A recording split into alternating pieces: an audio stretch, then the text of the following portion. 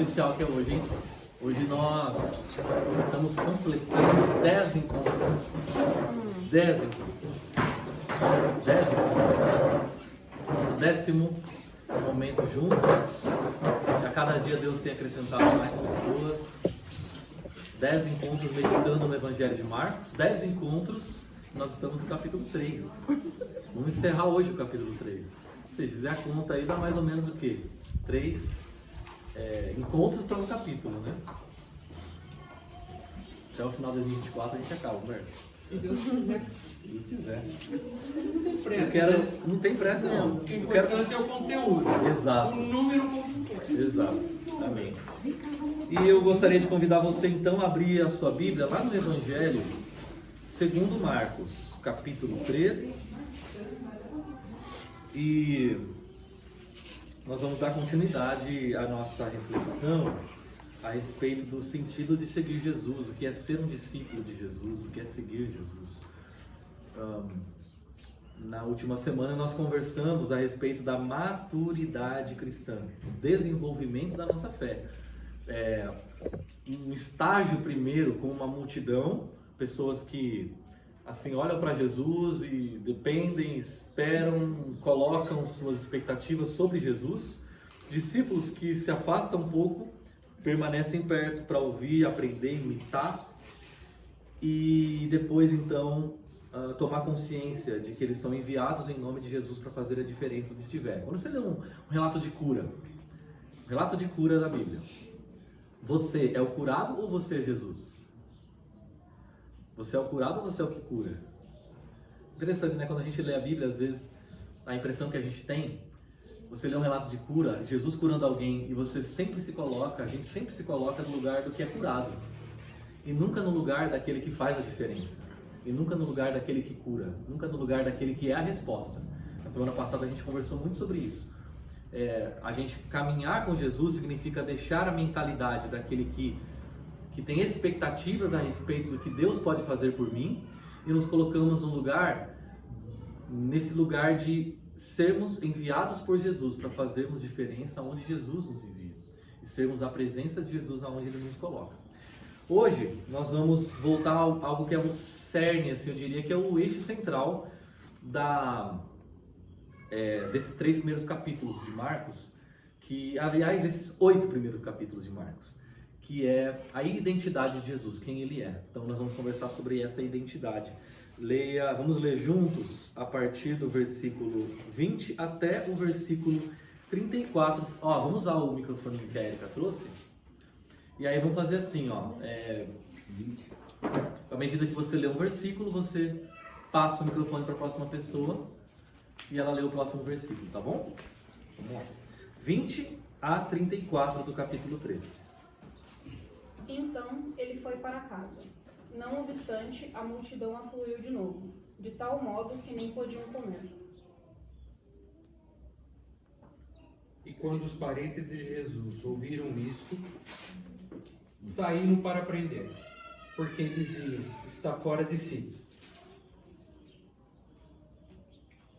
E os escribas que tinham descido de Jerusalém diziam: ele está possesso de Beelzebul, e é pelo príncipe dos demônios que expulsa os demônios.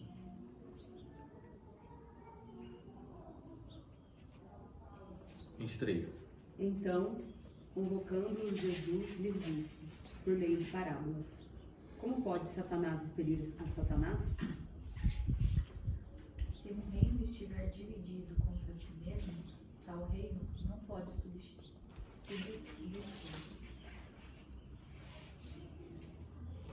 Se a sua casa estiver dividida contra si mesma, também não poderá subsistir.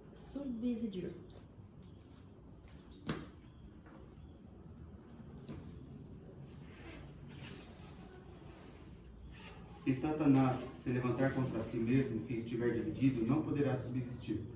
Chegou o seu fim.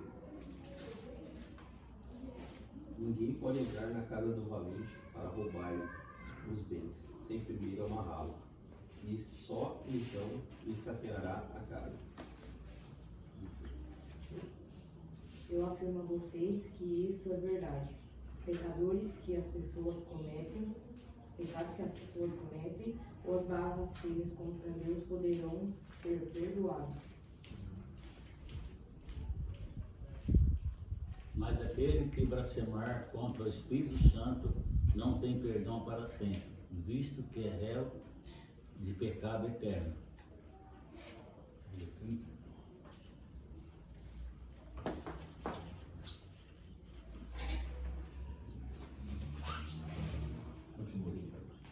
Isso porque diziam, está possesso de um espírito imundo. Nisto chegaram sua mãe e seus irmãos, e tendo ficado do lado de fora, mandaram chamá-lo.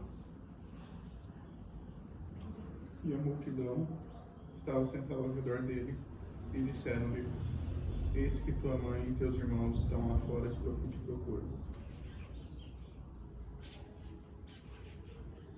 Então ele lhes respondeu, dizendo: Quem é minha mãe e meus irmãos? E correndo a olhar pelos que estavam assentados ao redor, disse: Eis minha mãe e meus irmãos. Quem faz a vontade de Deus, este é meu irmão, minha irmã e minha mãe. Muito bem. É um texto muito forte, né, gente? E é um texto, assim, eu quero lembrar com vocês a respeito do que o Evangelho de Marcos já tem falado sobre quem Jesus é, a identidade dele. Logo no versículo 1 do capítulo 1, a Bíblia diz assim: princípio do Evangelho de Jesus Cristo, o Filho de Deus. Então Marcos, desde o versículo 1, capítulo 1, já disse que Jesus é o Filho de Deus. Tá tranquilo, gente? Ele é o Filho de Deus, ou seja, Jesus é aquele. O que significa a Bíblia dizer que Jesus é o Filho de Deus? Para pensar nisso. O que significa a Bíblia dizer que Jesus é o Filho de Deus? Significa dizer que esse artigo, o Filho de Deus, definido, está dizendo para a gente que Jesus não é uma tentativa de dizer quem Deus é. Jesus, na verdade, é a expressão perfeita de Deus. Jesus ele carrega em si a plenitude de Deus. Jesus carrega a plenitude da divindade. Se eu quero saber como Deus é, eu olho para Jesus. Se eu quero saber o que Deus pensa, eu ouço Jesus. Se eu quero saber como Deus se parece, eu olho para Jesus. Se eu quero saber como Deus trata os seus inimigos, eu olho para Jesus. Se eu quero saber como Deus trata os seus amigos, eu olho para Jesus. Porque Jesus é a definição máxima, plena e absoluta de quem é Deus. Isso significa dizer que Ele é o Filho de Deus. Ele expressa para nós perfeitamente, revela para nós inequivocadamente quem Deus é. E é interessante que quando a gente lê os 3 capítulos, talvez você se lembre, nenhum ser humano na história aí do Evangelho diz assim, até agora, né? Até agora. Diz assim: olha o Filho de Deus. Nem o próprio Jesus. Mas os espíritos imundos dizem: o Filho de Deus, o Santo de Deus. A gente leu outro dia que os espíritos entravam nas pessoas, possuíam elas ficavam se debatendo. E quando elas olhavam para Jesus, esses espíritos diziam: você é o Filho de Deus, porque eles tinham consciência a respeito de quem ele era, da sua identidade. Mas Jesus falava o que? Toda vez que um espírito imundo dizia quem Jesus era, o que Jesus falava? Cale-se, né? Não revele. Não revele quem eu sou. Não revele quem eu sou. Eu quero que as pessoas saibam quem eu sou, não por revelação do espírito imundo. Eu quero que as pessoas saibam quem eu sou pela revelação do Espírito Santo, Espírito de Deus. Eu quero que as pessoas conheçam-me pela ação interior do Espírito Santo de Deus na vida delas. Então nenhum ser humano até aqui disse quem Jesus é. E quando você pergunta para Jesus, até esse capítulo, Jesus, então quem que o Senhor é? Todas as expressões que ele usou para descrever a si mesmo foram o Filho do Homem. Então, peraí. Deus disse: tu és o meu filho. Lembra a voz que veio do céu? Tu és o meu filho. Marcos, o evangelista, disse no capítulo 1, versículo 1, Jesus Cristo, Filho de Deus. Os demônios dizem Filho de Deus, mas quando você pergunta: Jesus, quem é você? Ele diz: o Filho do Homem. Em um momento da Bíblia, Jesus diz assim: Filho de Deus, presente. Jesus nunca disse, eu sou o Filho de Deus, assim, de maneira clara, direta, explícita. Mas tudo que Jesus fez e falou apontava para esse fato. Tá, então você está perguntando, o que significa então dizer que Jesus é o Filho do Homem? Você já se perguntou? Você leu isso na Bíblia já? Filho do Homem, o que significa isso, Filho do Homem? Significa, se dizer que Jesus é o Filho de Deus, significa que ele expressa absolutamente quem Deus é. Dizer que Jesus é o Filho do Homem significa dizer que ele expressa absolutamente quem o ser humano é, ou deveria ser. Ele é o homem perfeito, ele é a humanidade perfeita. Você quer saber como é ser humano? Olha para Jesus. Então Jesus é a convergência perfeita e plena entre quem Deus é e entre o ser humano, quem ele deveria ser. Ele é esse encontro. E Jesus é o nosso ponto de encontro. Você quer encontrar o outro? Jesus. Você quer encontrar Deus?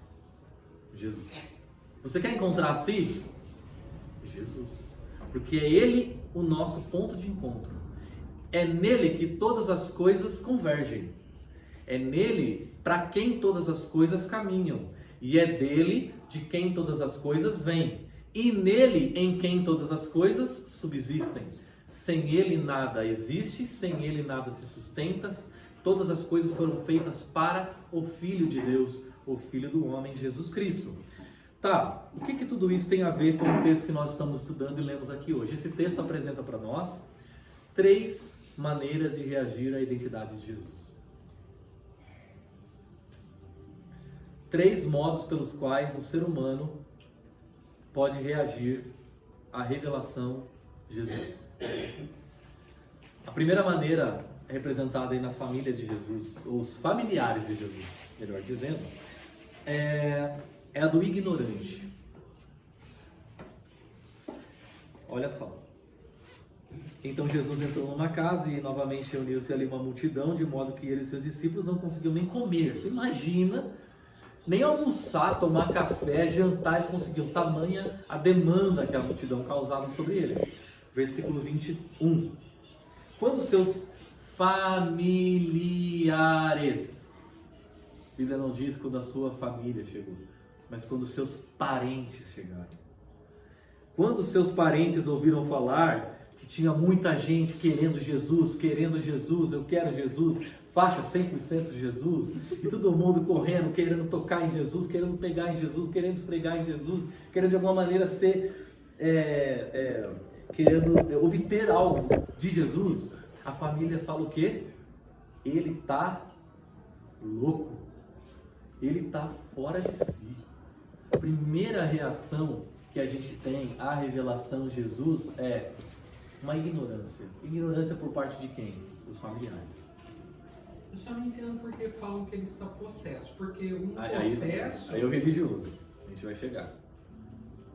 Mas pode continuar. Não, é porque eu imagino que uma pessoa possessa, sim, nunca vi um processo a esse nível. Tá. Mas eu não entendo qual a atitude dele para alguém olhar e falar, tá possesso. Porque uma pessoa possessa, você vê que fica assim, torcendo a pessoa. Sim. Ainda mais naquela época.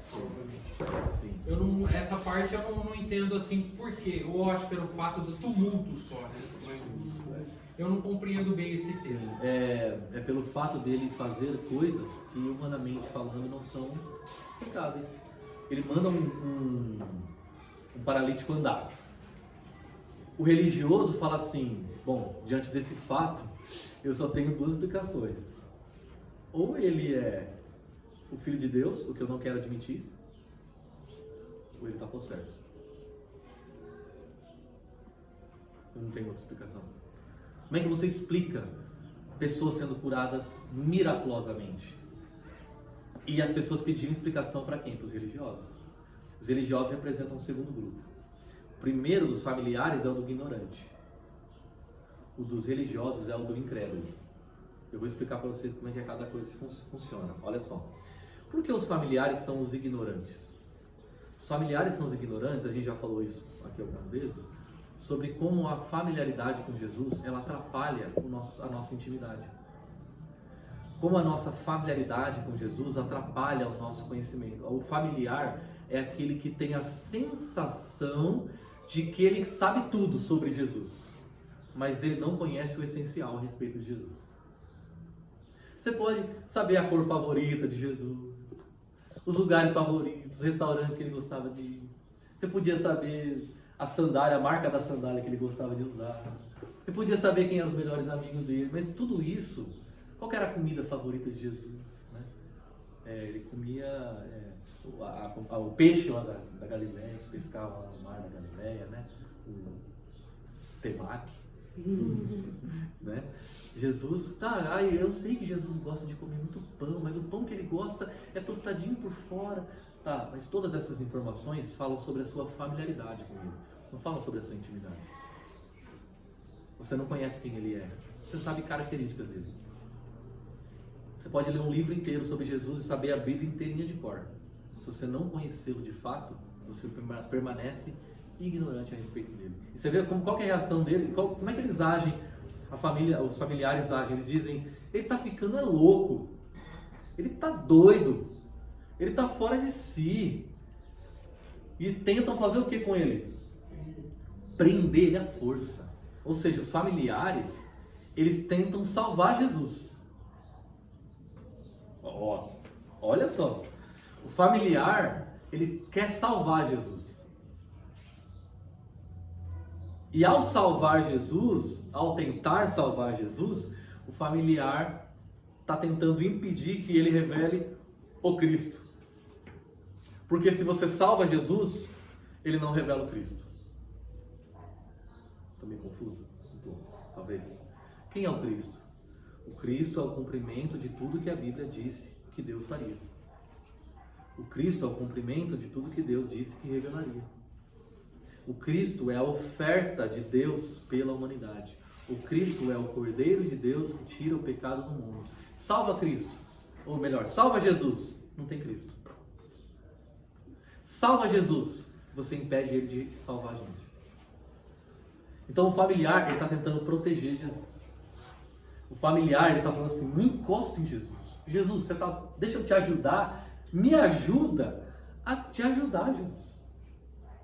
Né? O familiar, ele acha que ele tem domínio sobre Jesus. Então ele tenta enjaular Jesus. É a ideia de imagina um leão. Um leão enjaulado, tosado, dopado. De circo. É isso que eles querem fazer com Jesus. Eles impedem Jesus, ou querem impedir Jesus de ser o leão que ele é. De ser a figura que ele é. E de cumprir o propósito que ele veio cumprir. Então muitas vezes a gente, nas nossas boas intenções, nas nossas familiaridades a respeito de Jesus, a gente está tentando salvá-lo. E ao tentar salvá-lo, a gente está impedindo de cumprir, de revelar o Cristo. Hoje. Nas nossas tentativas de salvar Jesus. De proteger Jesus. E de explicar Jesus. A gente tem que explicar. Ele, na verdade, o que ele quis dizer, eu não entendo mal, Jesus, ele estava falando. Não, gente, deixa Jesus, deixa o leão rugir. Deixa ele mostrar a garra. Deixa ele correr. Deixa ele fazer o que ele tem que fazer. Solta ele. Por isso que ler a Bíblia assim, gente, é muito importante. Porque a gente deixa a Bíblia falar. A gente deixa Jesus falar. Deixa Jesus fazer. Deixa Jesus fazer a obra. E às vezes a obra que ele faz é dolorosa. Mas aí entra no que o Humberto está falando, que é o segundo grupo, que é esse grupo do incrédulo. E qual que é o problema do incrédulo, gente? O problema do incrédulo, olha lá, os mestres da lei que haviam descido de Jerusalém diziam, ele está com Beelzebul, pelo príncipe dos demônios é que ele expulsa demônios. Ele está expulsando demônios, vocês estão vendo? Pois é, o poder que ele usa para expulsar demônio é do demônio. Né? Você sabe o que causou assim? Calma, é porque o texto que liga, onde ele fala que os parentes de Jesus ouvindo isso, saíram para prender, dá a impressão que eles agiam em conjunto com os escribas. Parece. Como sacerdote. Então, a palavra prender, ela foi traduzida de uma forma que dava a impressão que eles estavam avalizando a atitude dos escribas aqui, que falavam que ele era, então, estava possuído. Parece uma palavra que estava associada, como se ele tivesse... É verdade, ele está possuído. Então, é a impressão que dá, mas na verdade, pela sua explanação, é exatamente o contrário. Estavam tentando resguardá-lo e, ao mesmo tempo, por outro lado, ele estava sendo acusado de ter sido possuído por Beelzebub. Então. Sim, os familiares estavam querendo salvar Jesus. Os religiosos incrédulos estavam querendo matar Jesus. Os familiares estavam querendo proteger Jesus. Os religiosos estavam querendo matar mesmo. E aí que está o perigo, né, gente? A condição de ignorante é ruim. A de incrédulo é pior. O ignorante não chegou a ouvir. O incrédulo ouviu e não creu. Por isso que a coisa é séria sobre nós, entende? Você olha uma pessoa e fala assim, você não sabe nada. Sobre você pesa uma responsabilidade maior que você ouviu. Olha como é que é sério isso, gente. A gente às vezes olha pro mundo e diz assim, aí é o mundão aí, ó. Essa porcaria aí, ó. E a gente reclama. A gente condena o mundo na sua ignorância. Mas a gente que conhece não se responsabiliza por ele. E por isso a gente se torna mais condenado que o mundo. Porque no nosso conhecimento, ao invés de nos responsabilizarmos a partir do conhecimento que hoje temos, a gente condena. Ou seja, o conhecimento que eu tenho não está servindo para salvar. O conhecimento que eu tenho está servindo para condenar. E quando eu condeno o outro pelo meu conhecimento, na verdade eu estou me condenando. Então, gente, pior condição do que a do ignorante é a do incrédulo. Porque o ignorante é uma questão de conhecer. A do incrédulo é uma questão de não crer naquilo que ele conhece. Ele ouviu e ele se recusa. Ele viu, mas ele não quer saber. É por isso, gente, você está falando assim, nossa, está meio pesado.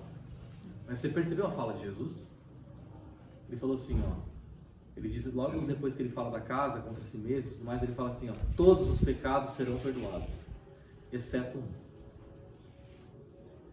Da blasfêmia contra o Espírito Santo. Mas fala assim, nossa, Jesus, sério? A gente teve um dia que a gente falou só sobre perdão, lembra? O perdão de todos os nossos pecados estão perdoados. Todos os nossos pecados estão perdoados. Pela graça de Deus. Mas o pecado de dizer, Espírito Santo, aqui não. Eu estou impedindo justamente o único meio que Deus tem para me levar a dizer Jesus Cristo, Filho de Deus, de agir na minha vida. Eu estou impedindo, eu estou recusando a única maneira que Deus me deu de poder conhecê-lo, pelo Espírito Santo. Deus falou assim, ó, como é que uma pessoa vai crer? No momento em que o Espírito Santo revelar. Mas eu falo assim, o Espírito Santo, fica quieto. Como é que eu vou crer? Eu posso ouvir a melhor pregação do mundo, eu posso assistir o melhor filme, The Chosen, assim, camarote. Eu posso assistir, eu posso ver, Jesus pode aparecer na minha frente. Se o Espírito Santo não agir no nosso coração, é impossível que a gente creia em Jesus como sendo o Filho de Deus, o Filho do Homem, só por uma ação do Espírito Santo.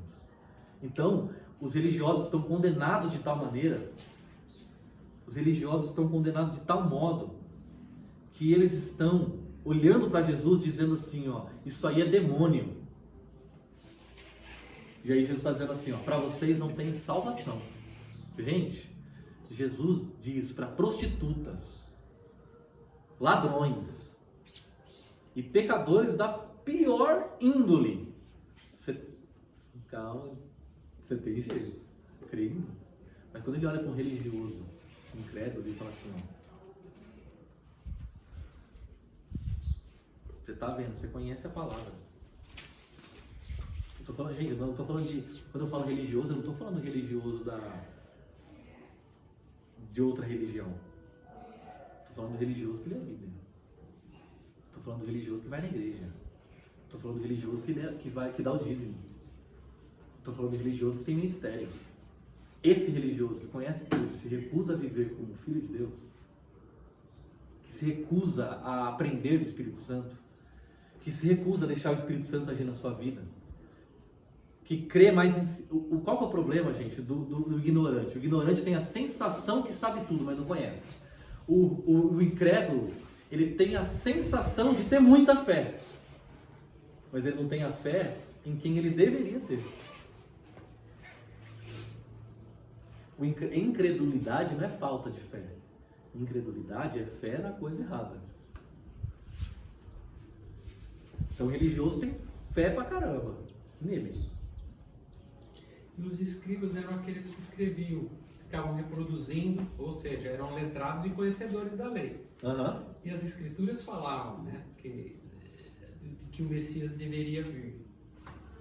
Mas eles não, eu acho que pela incredulidade, não sabiam, não conseguiram identificar a vinda do Messias, né? Exato. Que haveria em Jesus. Perfeito. Haveria um filho de marceneiro, pobre do caramba, né? É isso. Você tem uma noção que eles memorizavam a Bíblia. Então, Os versículos que falavam a respeito de Jesus, do Cristo, estava na cabeça deles. E o Cristo estava na frente deles.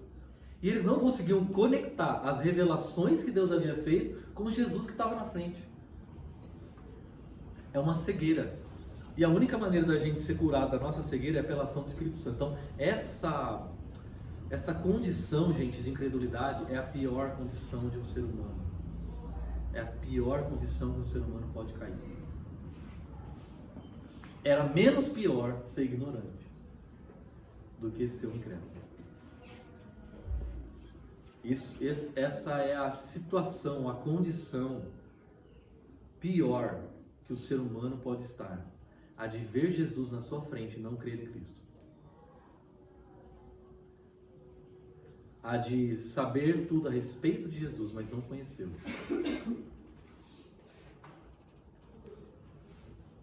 E a história conta que os povos já esperavam, na verdade, indícios astrológicos da estrela e tudo mais. Quer dizer, o próprio Herodes conseguiu identificar que haveria de vir, tanto mandou matar.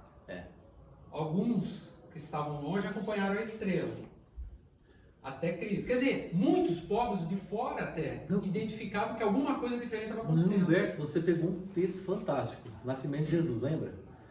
Herodes era um judeu.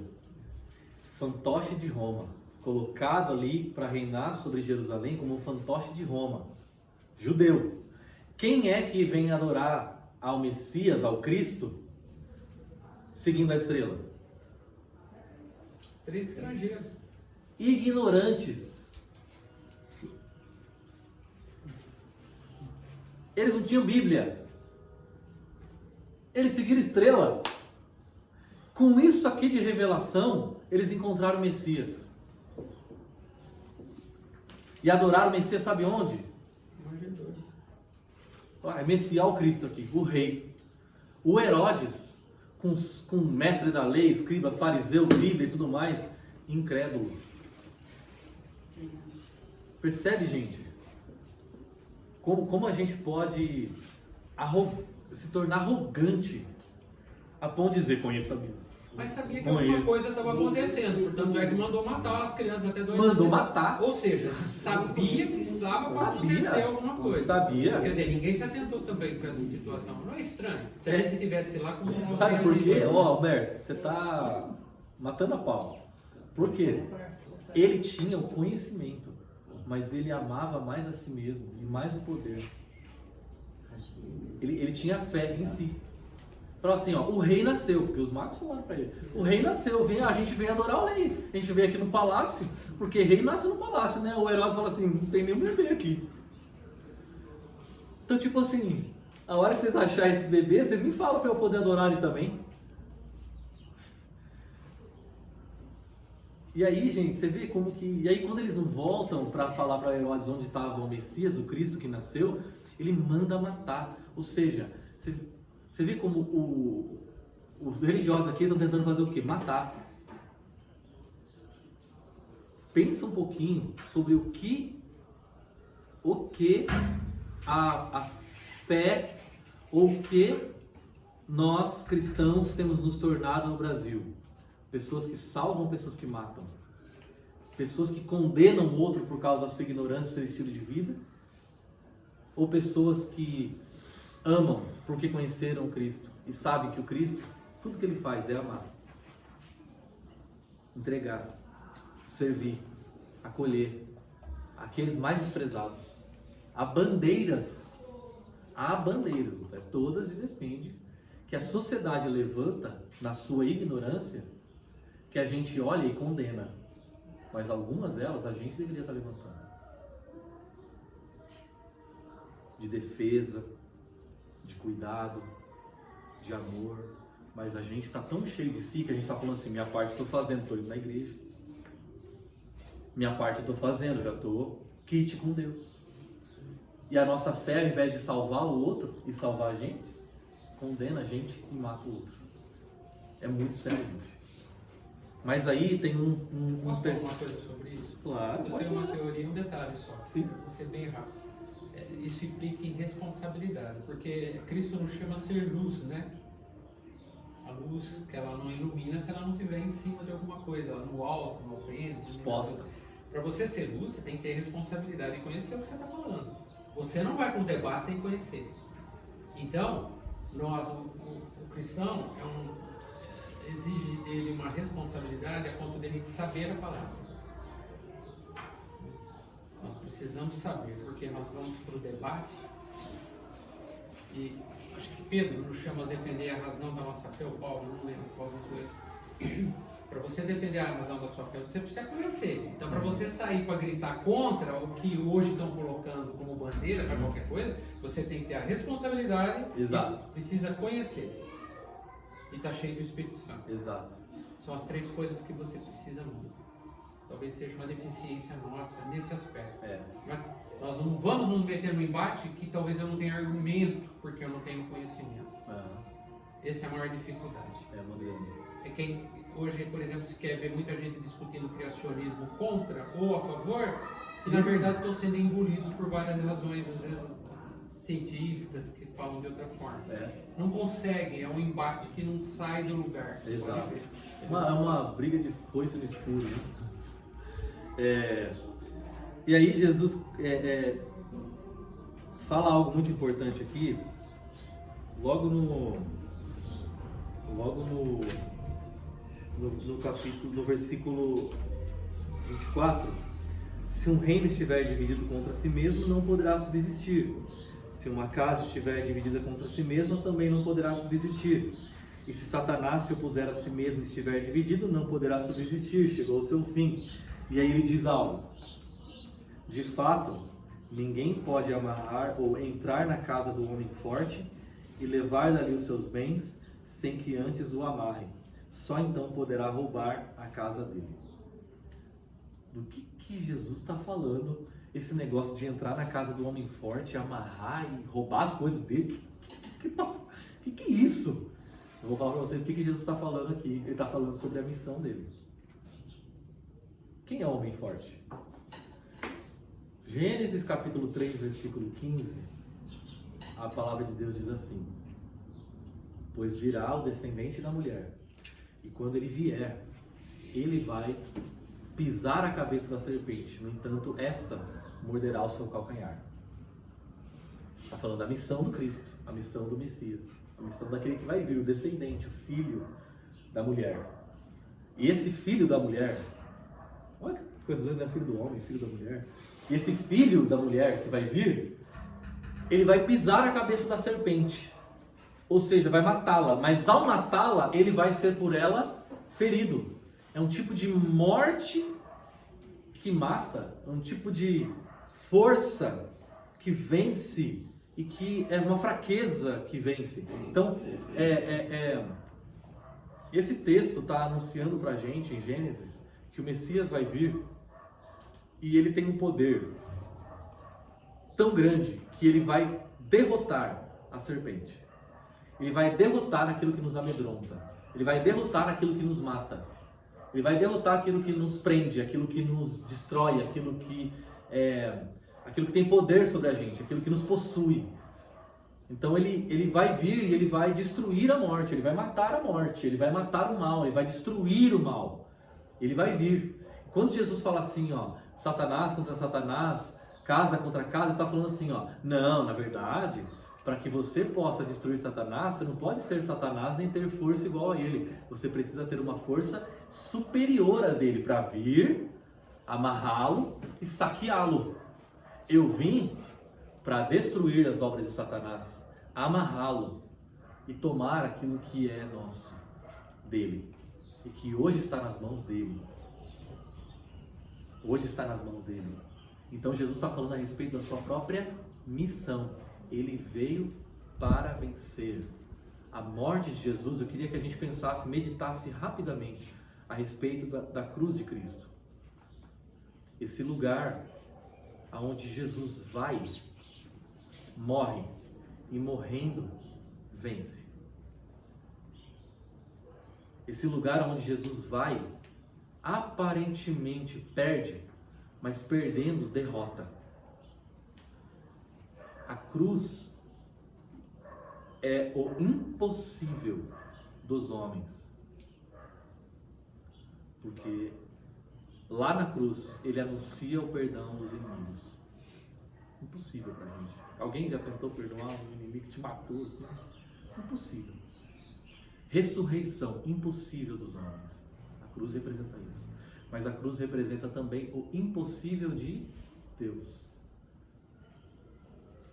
Deus pode morrer? Deus pode morrer? Na cruz, o impossível aconteceu. O impossível. A cruz é o impossível dos homens e de Deus. Dos homens em ir para perdoar, ir para morrer e entregar-se por alguém que te odeia, e de Deus, que é impossível morrer. A cruz, gente, é Deus pagando pelos nossos pecados. Olha só o que a cruz faz. Ela derrama misericórdia sobre nós e revela a justiça de Deus. Como que algo pode trazer justiça de Deus e ao mesmo tempo misericórdia? Às vezes a gente não fica nesse impasse. Eu vou fazer justiça ou misericórdia? O que eu vou fazer? Eu vou fazer justiça ou vou trazer misericórdia? A cruz faz os dois. Na cruz a justiça de Deus é feita, esmaga Jesus. Mas na cruz a misericórdia de Deus é revelada e salva a gente. Que loucura! A cruz de Cristo é onde o juiz morre. O juiz que decreta, não é, o salário do pecado é a morte. Dá licença agora que eu vou lá. E ele mesmo paga pelos pecados que ele condenou, para que a gente pudesse ser salvo. Então a cruz, gente, ela faz o que com a gente? A cruz joga fora a água suja sem jogar fora o bebê. Porque na cruz a gente é perdoado e lavado dos nossos pecados são perdoados, nós somos purificados, nós somos lavados, nós somos transformados, mas nós mesmos permanecemos. Então ele lava a gente, mas não joga fora. É isso que a cruz faz com a gente. A cruz vence, derrota o mal. A cruz, gente, é o símbolo, na verdade ela é a vitória de Deus sobre o mal, o pecado e a morte. Por que é que eu e você podemos dizer: morte, onde está a sua vitória? 1 Coríntios capítulo 15. Morte, onde está? Por que a gente pode olhar para a morte e falar assim: e aí? Já viu, sabe antes da luta do UFC? Sabe o UFC?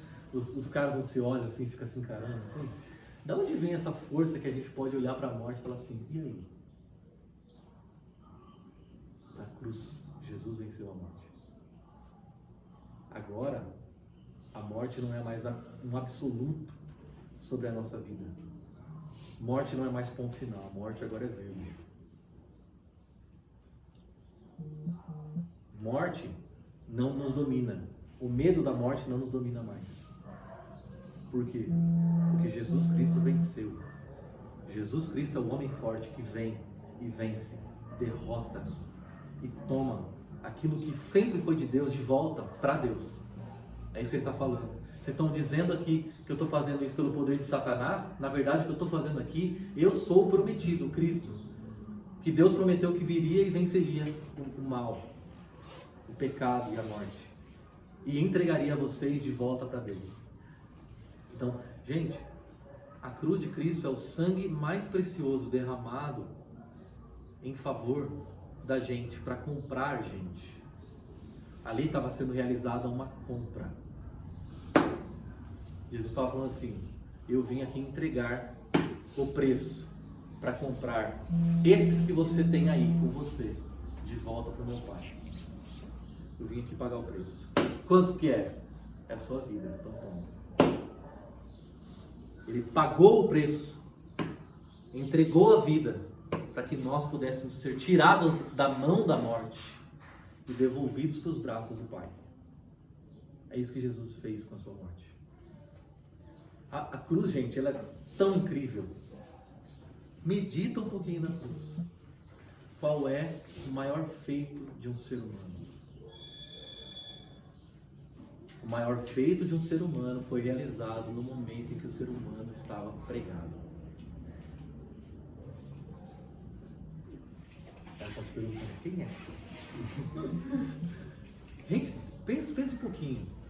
O momento em que Jesus estava imóvel, impotente, incapaz de fazer absolutamente qualquer coisa, foi o momento em que ele mais fez. Eu falava isso para a Valéria, lembra? A Valéria falava assim quando estava grávida do Heitor: eu não consigo fazer nada, não consigo sair daqui, não consigo fazer, não consigo nada, resolver, estou aqui. Eu falava assim: Valéria, o que você está fazendo agora, sem fazer nada, se eu trabalhar a vida inteira, eu não vou conseguir começar. Fica parado. Que parado você está fazendo algo incrível. É Jesus na cruz. Parado. Parado na cruz. Jesus estava fazendo nascer a igreja. Jesus estava dando à luz a igreja. E aí, para a gente caminhar para o último ponto, Jesus estava dando à luz a sua família. Como que eu reajo à identidade de Jesus? O ignorante? Tento prender ele. O incrédulo? Quero matar ele. O íntimo? Quero me sentar com ele à mesa. Isso é família. Percebe como o texto termina? Ele termina dizendo assim: os seus familiares tentaram chegar até Jesus. Ele estava numa reunião assim, né? Falando a palavra de Deus ali em comunhão. E os familiares dele nem entram. Os familiares nem entram. Fala assim: traz Jesus aqui para fora. E tentam prender Jesus. E quando ele fala assim: ô Jesus, desculpa interromper aí que você está falando, eu sei que está muito bonito o que você está falando, desculpa interromper, tá? É que é o seguinte, a sua família lá, tá lá fora te chamando. Qual é a resposta de Jesus?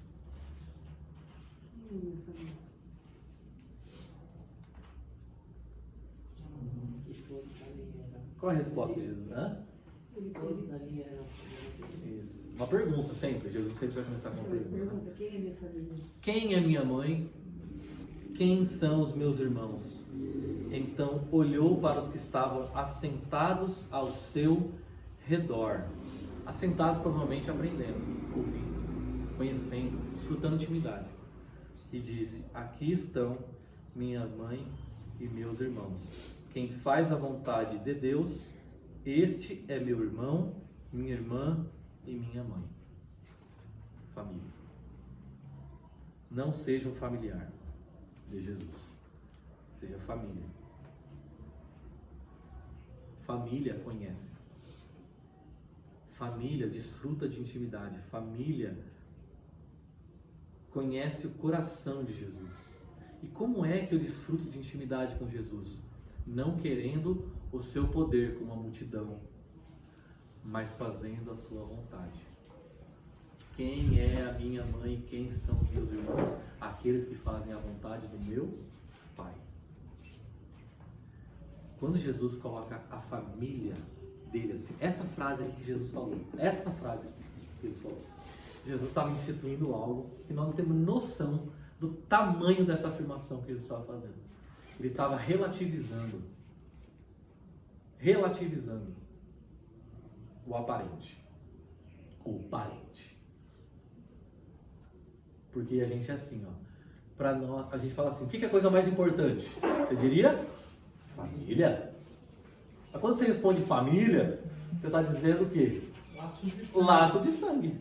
Exato. Aparente. Aquele que se parece. Aquele que, aqui ó, tem consanguinidade comigo aqui ó. Nós somos família. Jesus fala assim, então não mais. Só que é família? Família não é o que parece. Família não é o que tem, carrega o sangue. Família é aquele que faz a vontade do meu Pai. Só tem uma família nesse mundo. Só tem uma família nesse mundo. Só tem um Pai nesse mundo. Pode ver, Jesus não fala assim, esses são os meus pais. Não, ele não fala esses são os meus pais. Ele fala assim, ó, minhas mães, meus irmãos, minhas irmãs. Esse que faz a vontade do único Pai que tem. Então, tipo assim, quantas famílias tem? Uma. Uma só. A família de Jesus. Ele, Filho, nós, seus irmãos, Filho de Deus, ocupados em fazer a vontade. O que, gente, sabe o que escandalizou e virou o mundo do primeiro século de cabeça para baixo? Sabe o que foi? O fato de que os primeiros cristãos se tratavam como família. Os primeiros cristãos amavam uns aos outros como família. Os primeiros cristãos olhavam para Deus e não falavam assim, ó divindade distante, eterna. Eles falavam assim, Pai, o Senhor do Universo, criou todas as coisas, é esse que tem o poder aí. Na verdade, a gente faz a vontade dele. A gente conhece o coração. Coisa mais impactante que a gente pode oferecer para o mundo é a nossa comunhão como família. Um dia em que as pessoas olharem para a gente e virem que nós amamos uns aos outros, aí o mundo vai crer. Jesus disse isso.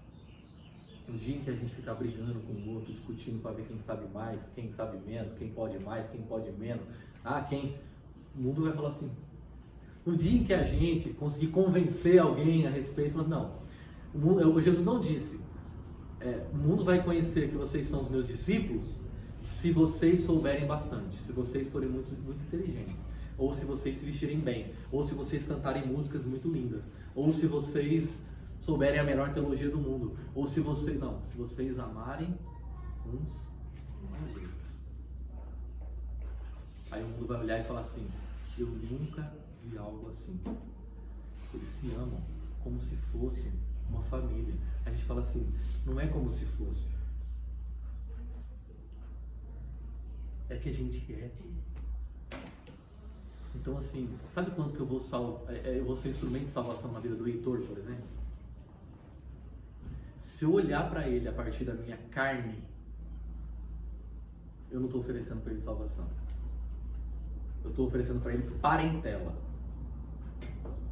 No momento em que eu olhar para ele a partir da fé, o Espírito Santo dizer assim, você é filho de Deus. Deixa eu apresentar o nosso Pai para você. Ele vai conhecer o Pai.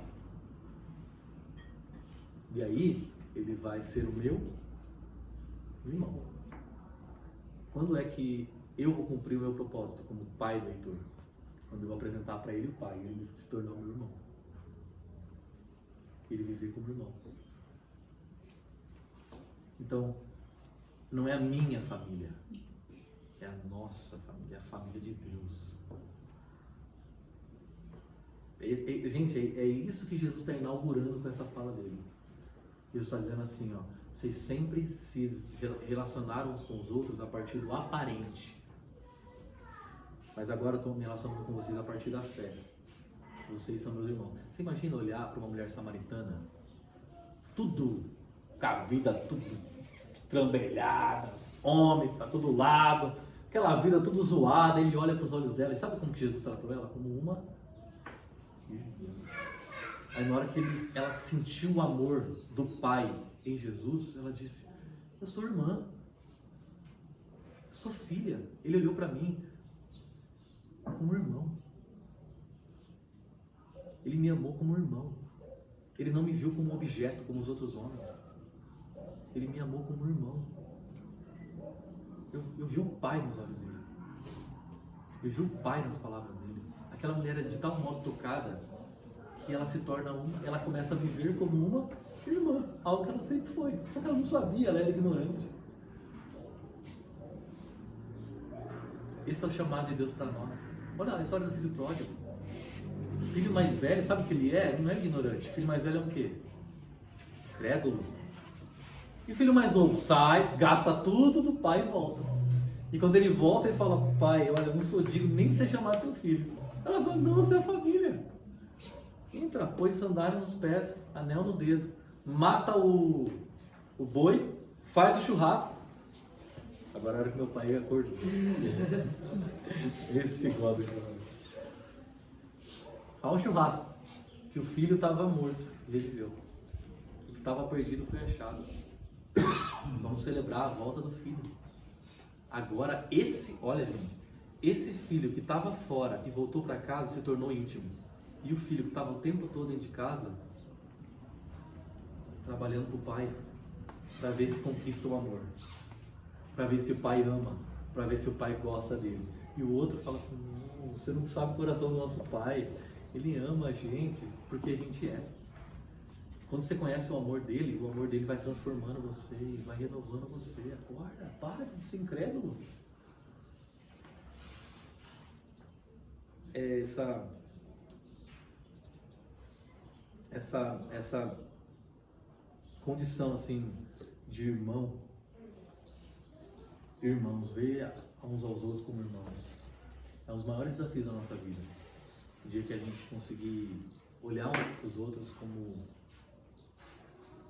irmãos e irmãs, e a gente se importar uns com os outros de verdade, como irmãos e irmãs, e quando a dor do outro for a minha dor, quando a alegria do outro for a minha alegria, e as pessoas olham pra gente e falam assim, ó, eu quero esse negócio aí, falar, vem conhecer o pai. É esse tipo de relação que Deus quer que a gente tenha, esse tipo de relacionamento, esse tipo de vivência. A outra opção, fora a vida de intimidade, é a incredulidade. É eu não crer nisso. É eu crer mais em mim. É eu crer mais nas minhas potencialidades. É eu crer mais no meu mérito, na minha capacidade de conquistar, de fazer e de realizar. Essa é outra opção, incredulidade. E a incredulidade mata. A incredulidade destrói.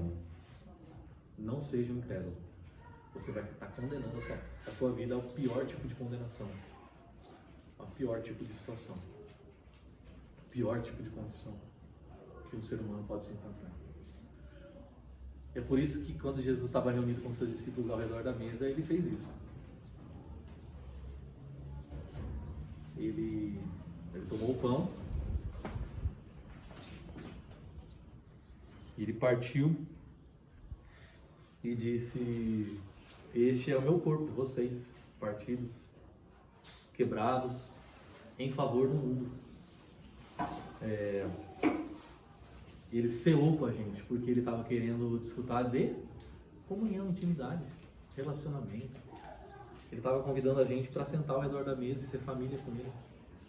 Percebe como a gente acabou transformando um instrumento de salvação que é a mesa, e de comunhão que é a mesa, em instrumento de condenação?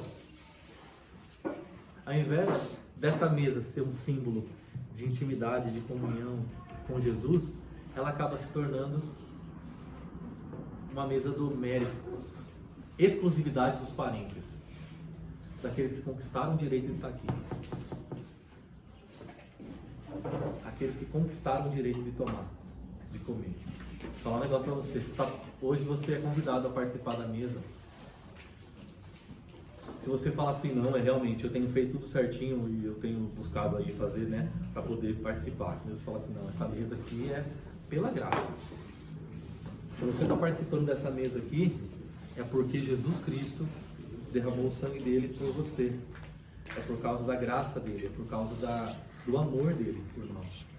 Nós não temos mérito nessa mesa. Essa daqui não é a mesa do mérito. Essa aqui é a mesa... Obrigado, viu?